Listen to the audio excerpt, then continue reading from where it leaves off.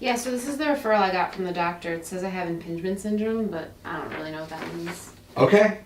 Yeah. It's very common. We'll kind of chat about that a little bit and just want to do some testing first, rule out some stuff, then we'll bring it back together at the end, okay?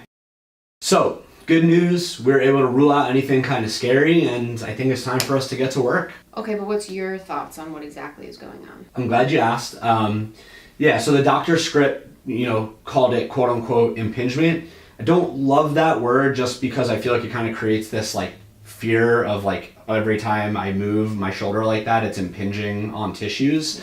It's really more of this like symptomatic type of quote unquote impingement at end ranges, which is super common and not necessarily a dangerous or bad thing. And we know that we can manage it really well conservatively. Okay, so what do you think in my case is getting impinged? Yeah, so another great question. There's a lot of structures around the shoulder. So honestly, if anyone were to give you like the one exact thing that's getting impinged, not sure I'd be buying that. However, I'd be more than happy to kind of walk you through a couple of the different structures I think could potentially be involved. But biggest thing I want you to understand is that ultimately, whatever it could be, doesn't necessarily change how we're going to get you back to kicking some butt and lifting weights. Okay, I'm for that. But what about my shoulder blade? The doctor kept saying it was doing something funky and it wasn't tracking right. How does that come into play? Yeah, so, that's another great question, and honestly, like another thing that kind of has this like cloud of uncertainty around it, what we found is that, when we try to correct these movement patterns of the shoulder blade, people do get better, but the patterns don't really change. So it's more about just kind of having this like comprehensive program that we're gonna have together that includes some of these exercises. But less about like this need to correct the perfect pattern, more about just like working together to figure out entry points to getting that shoulder loaded, building up some great comprehensive capacity, and getting you back to sport. Okay, yeah, because I need to lift. Yeah, we're gonna fucking crush it.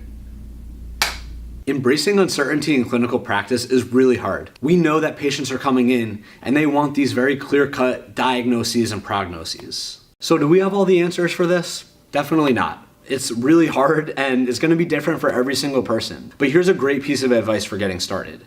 Really dive into the literature surrounding contemporary rehab and things like impingement. Because, I can tell you that when you really know your stuff and you have a good foundational understanding of the nuance of this, it's gonna allow you to go into these conversations with so much more conviction and confidence. And that goes a long way in building therapeutic alliance with your patients. And not everyone's gonna need these like messy, complex conversations about the nuances of impingement. But knowing your stuff is still gonna help you kind of sort through, but you gotta read the situation, know when it's appropriate, but ultimately it's on us to really reflect what's current best evidence and lead by example.